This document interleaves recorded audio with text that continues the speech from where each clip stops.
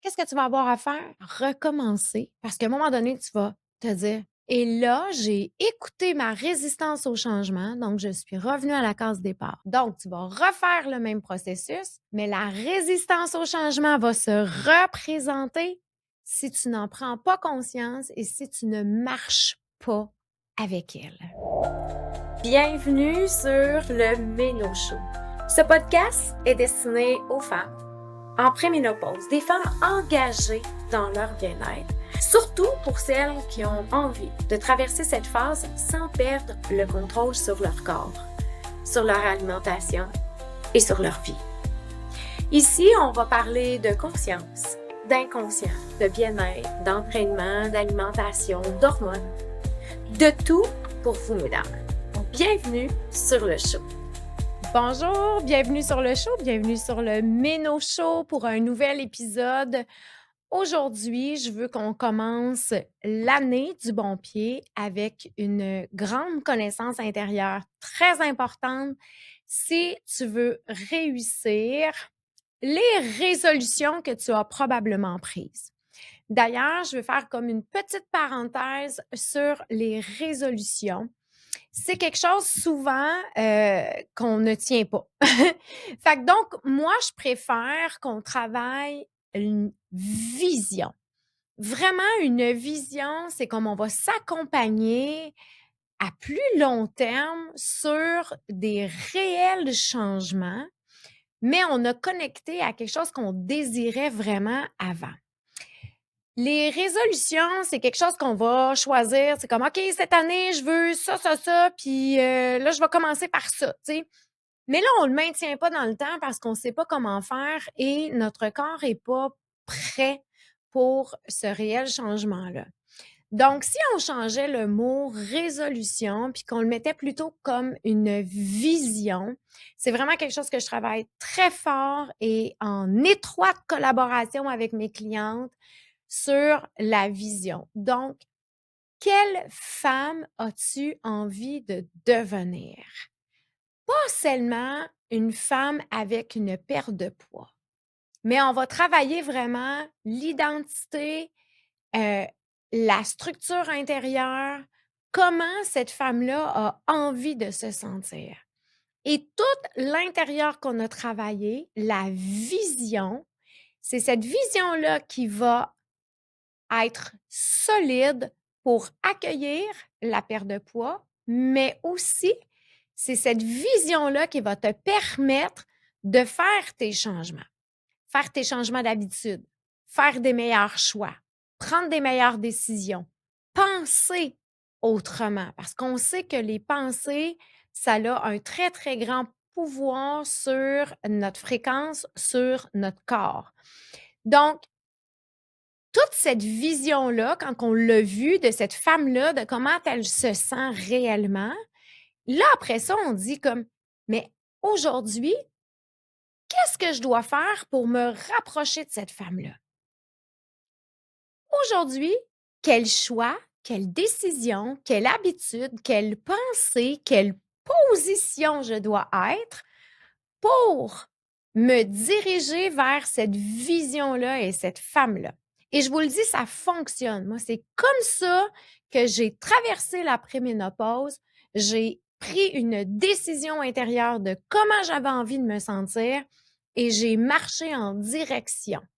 Mes clientes qui réussissent ont cette même position-là. Et là, après ça, on avance avec tout ça. Donc, ça, c'est vraiment un des facteurs et ensuite, on doit rester avec soi, dans l'observation. Est-ce que c'est facile à tous les jours? Ben non, ben non, mais on s'observe. Je m'observe être dans plus d'émotions. Je m'observe être, un peu plus, avoir envie de plus de sucré. Je m'observe être dans la paresse. Je m'observe. Alors, on avance avec soi dans les observations de soi-même. Et ça va nous emmener à être dans un réel changement. Tandis que les résolutions, ben, moi, cette année, telle chose. Moi, cette année, je veux prendre soin de ça, mais on ne sait pas comment on a envie de se sentir. On n'a pas connecté vraiment à une vision claire de cette résolution-là, elle va nous emmener à se sentir comment. Et c'est ça qui est vraiment très important. Autre chose, c'est que on n'a pas de direction. C'est comme on prend ça, puis on n'a pas de connaissance intérieure, on se connaît pas, on s'en va un peu, mais c'est comme: «Ah non, je vais faire ça». Donc c'est des choix qui sont beaucoup plus dans le faire, qui sont moins dans la connexion de comment j'ai envie de me sentir réellement. Et ensuite, c'est d'avancer avec tous des petits 1 Quand on prend une résolution, c'est, par exemple: «OK, je m'inscris au gym». Mais on n'a pas de connaissance intérieure, on ne sait pas, puis là, après ça, c'est comme ça descend, puis là, ben, on ne sait pas pourquoi et tout ça, mais on n'avait pas la vision, on n'avait pas la connexion intérieure de comment on avait envie de se sentir. Ah oui, autre chose que j'avais envie de vous dire qui a passé puis il était déjà reparti, c'est que l'inconscient ne fait pas de différence entre ce qui est réel et ce qui est pas réel. Donc, si tu rêves, si tu connectes très, très, très souvent à cette femme-là et à comment elle a envie de se sentir, il y a beaucoup plus de chances que tu le réalises, même si c'est pas encore vrai. Même si c'est pas encore que tu as déjà ton 20 livres, même si tu n'as pas totalement confiance en toi, mais si tu le vois, tu le crées, tu l'imagines, ça va se produire dans la réalité parce que l'inconscient ne fait pas de différence.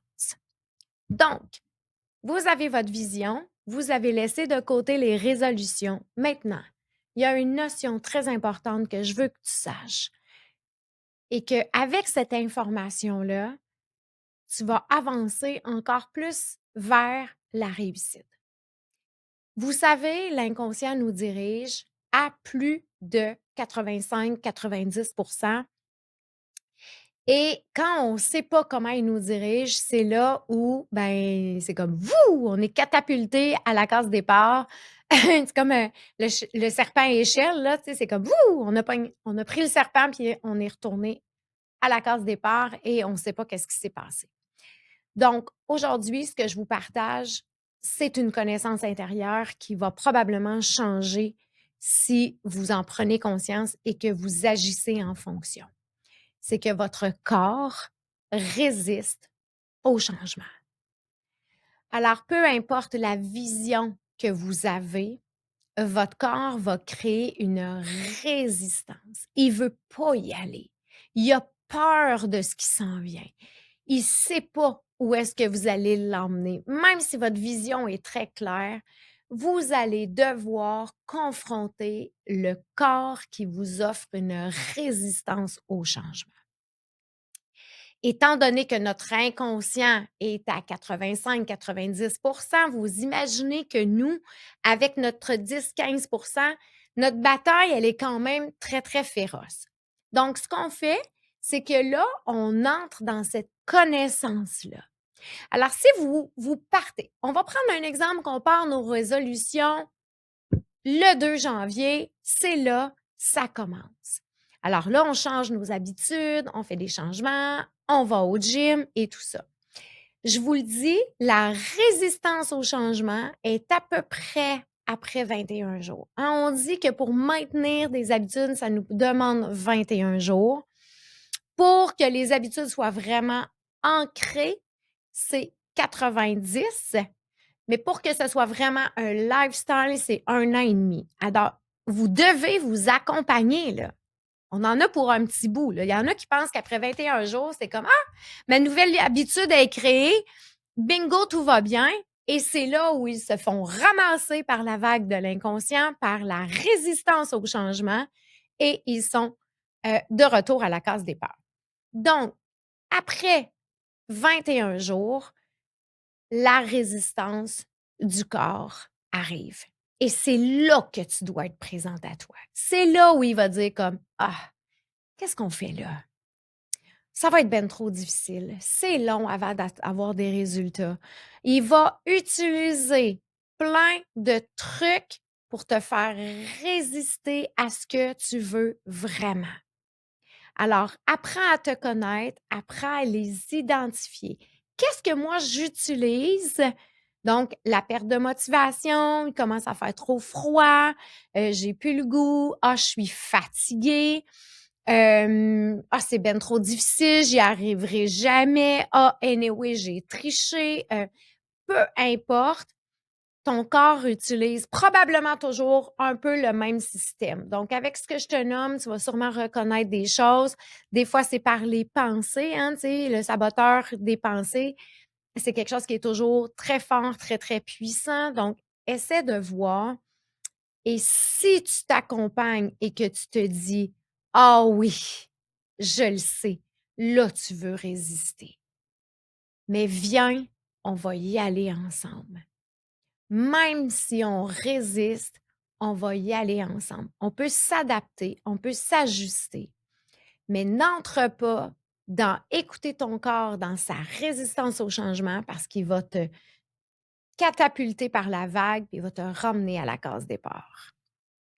Donc, avec cette connaissance-là, on va dire comme on y va ensemble. Je la sens ta résistance, mais on y va. Ça, c'est la même chose que la peur, hein, tu sais, souvent, c'est ça, hein, c'est comme un peu une peur que ton corps t'emmène. Une peur d'être bien, une peur, de ne pas réussir, parfois une peur du succès, peu importe ce que tu es en train de changer, le corps, lui, il a cette espèce de petite résistance-là, puis il fait comme: «Ouais, mais on était bien mieux avant».